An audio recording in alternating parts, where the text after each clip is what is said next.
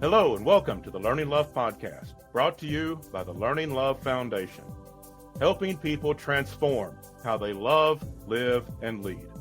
I'm your host, Dr. Mark A. Hicks, and I want to thank you for joining us today as we spend some time learning love. Love is the answer.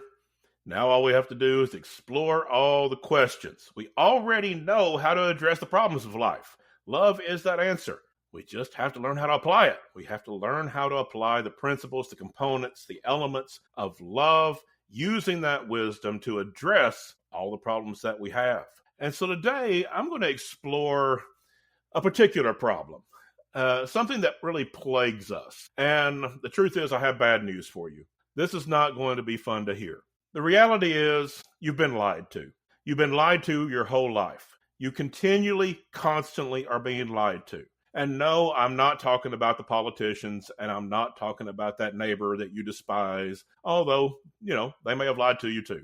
But that's not what I'm talking about. I'm talking about our own brains. Our brains lie to us constantly. And this is one of the biggest struggles we have in forming healthy, happy, thriving relationships. We want them. We're trying to form these healthy bonds, these connections, particularly with our family, with our spouse, with our kids, with our parents, but also with friends, with coworkers and communities, with neighbors. We want to have these connections. But one of the biggest problems we have in forming healthy connections is that our brains are constantly lying to us. There's a reason for that. And I've talked about this before on the show many times. Our brains are not here to make us happy. Now, there are higher levels of thought that we can develop as human beings. We can develop into people that can pursue happiness and do it in a very practical way. But that's not our instinct. Our brains were not wired up to make us happy. Our brains were wired up to protect us, to keep us safe, to keep us alive. Our brains were to make sure we didn't get hurt physically or emotionally. That's why the same area of the brain lights up if someone punches you in the face or if they really insult you in some area where you care very deeply. If they offend you in some way, then the same area of the brain lights up. It doesn't make a strong distinction between physical harm and emotional harm. Our brain is just there to protect us. It's there to make sure we stay safe. And in order to do that, it lies to us. It has these shortcuts that bypass certain realities to get to what could hurt us potentially. And this creates certain biases. For instance, there's a negative bias. Our brain is always going to be on guard for threats. That's known as a negative bias. If we look at, say, a project that we're working on, and there's 99 reasons why this thing could work, but we see one area that could cause everything to go wrong. Everything could be lost. That area is going to plague us. It is going to make us nervous. We're going to worry about that. And that's what we're going to see. That's going to be a great big red flag that's going to stand out above all the other reasons why it could succeed. Because our brain's not there to make us happy and say, hey, you've got all these reasons why this could work. Our brain is there to protect us. And so it will hone in on the negative, that one area that's a big red flag that could go wrong. And it will focus on that and tell us, this is what you need to see. This is what you need to understand. Everything could fall apart here because this one area. That's why sometimes when you talk to people about what you're worried about, when it doesn't really affect them personally, you take that project to someone who may have knowledge about the project, but it doesn't affect them personally, they look at you funny. They say, what are you worried about? There's 99 reasons here why this could work. Why are you worried about this one small thing? They don't see it the way you see it because your brain has a negative bias for something you care about personally. And it's trying to protect you. Our brains aren't there to make us happy. Our brains aren't there to make that project go well. Our brains are there to protect us. So there's a negative bias. There's also a bias that leans towards what we might call mind reading. We don't understand what other people are thinking. We don't understand other people's feelings completely. We don't understand the thoughts in their head, so we make assumptions. We look and think, okay, they seem upset, So they must be upset with me, even if there's no actual evidence they're upset with you. There's no actual evidence they're upset. Maybe they're just quiet. Maybe they just didn't sleep well the night before. We don't know why a person might be acting the way they do, but we make assumptions. We read their minds, and then we act upon that, assuming they must be upset with me. We have confirmation bias. We already assume things to be true, and then our brains will go out and find that evidence. If we find evidence to contradict that, we tend to dismiss it. Our brains are like, don't worry about that. I already know the truth. I already know what I believe, and anything I find that reinforces that, I'll hold on to it. And anything that does not, my brain will say, don't worry about that. That doesn't really count. That's why when people are arguing with each other, both of them will be quoting statistics. Both of them will be quoting scientific studies. Both of them will be making emotional appeals, but they'll ignore each other's statistics and studies and emotional appeals because they've already got a confirmation bias. They only see what reinforces their own ideas. And then another area where our brain lies to us is our emotional reasoning. Our brains don't make a great distinction between a reality and something we feel very strongly. If we have a feeling that is very strong within us, our brains tend to conclude that it's true. So if you have, say, anxiety, our brains will say, yeah, there's something to be afraid of, and we will go looking for it. And remember that negative bias? There's always something we can find that, even if there's 99 things to be happy about, we'll find that one thing that can be upsetting to us. And so when we have things like anxiety, which can come from a condition that we have, a mental disorder that we might have, an emotional disorder we might have, which, by the way, are treatable. But also we may have anxiety because we're in a similar situation now than we remember from the past went very badly. And so we have the emotions attached to the past element. Whatever the anxiety may be, our brains will say, we feel that very strongly, so it must be true. And we'll go out and look for evidence of it. We'll go out and find reasons to reinforce that anxiety. It's a lie. Okay, there's not necessarily anything there to be anxious about, but our brains will assume it's true because we have a strong feeling. And then we do things like catastrophizing, that we take a small scenario, we take a small issue, and we jump to the worst case scenario, that this small mistake is going to ruin my entire life. Well, it might ruin your day. It might cause you some problems, but it's probably not going to ruin your entire life. But our brains jump to that because it wants to correct that problem right now. It's got to be urgent because it's there to protect us. Our brains are there to protect us, not make us happy. And because of that, it lies to us constantly in the attempt to keep us safe. Now, here's the problem. There's a number of problems, but here's one big problem, especially from my perspective, talking about relationships. Because our brains can't really tell the difference between our internal fears and external danger, we will tend to misinterpret people. We will tend to misinterpret people, even the people we love, as threats, even when they're not. And so our spouse comes home from work and they're being very quiet that day, and we start thinking, well, they must be tired. No, we don't think that. That may be the reason, but we tend to think stuff like, why are they pulling away? What's upsetting them? Why are they mad at me?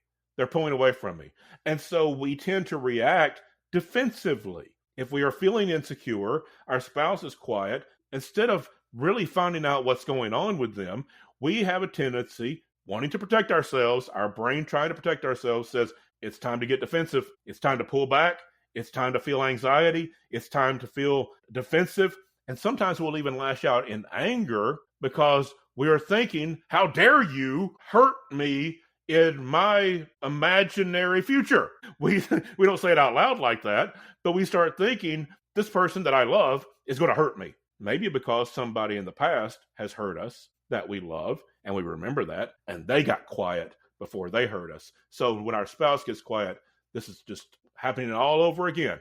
And we start getting defensive because we have already imagined a future. Our brain has already lied to us and created a future that doesn't exist, but it feels like it does. And we react to it because our brain assumes that if we feel it very strongly, it must be true. And so our brain tells us things like, don't be vulnerable. You'll get hurt. You better lower your expectations. Don't expect people to treat you well. Don't expect good things to happen to you. You're better off just keeping your expectations low and doing without. You're better off just settling for bad relationships and just getting used to it, because you can't be vulnerable out there trying to make relationships better, because you'll get hurt in the process. Our brain goes through these things. We don't say them out loud, but our brain is constantly telling us these kinds of lies because it's trying to protect us from getting hurt in these imaginary scenarios that we've come up with. And our partner, very often, or the people we work with, or our friends, pay the price. They pay the price as we pull back, as we get defensive. And very often it does come from, we got hurt as a child and we came from a dysfunctional family. So we assume every family is like this. Ours is like this too, because my family was like this as a child. So I can only assume it's going to be like this as an adult. That person in high school when I was 14 broke my heart. And so I just assume anybody that I love is going to break my heart in the future. Present people in our life very often pay the price for the things of the past, because our brains remember that and want to protect us from it. So it makes the assumption, that negative bias, that catastrophizing, making sure it assumes these people are just like those people. They're going to hurt us too. And we react to that without evidence, without checking it out, just because our brains tell us that. And here's the real kicker to it. Here's the real struggle. In a relationship, a marriage, for instance, you have two brains, both lying to them at the same time. It's no wonder relationships are so hard. You've got two people with their brains lying to them at the same time, because we struggle with our internal fears, and our brains can't distinguish between our internal fears and external danger.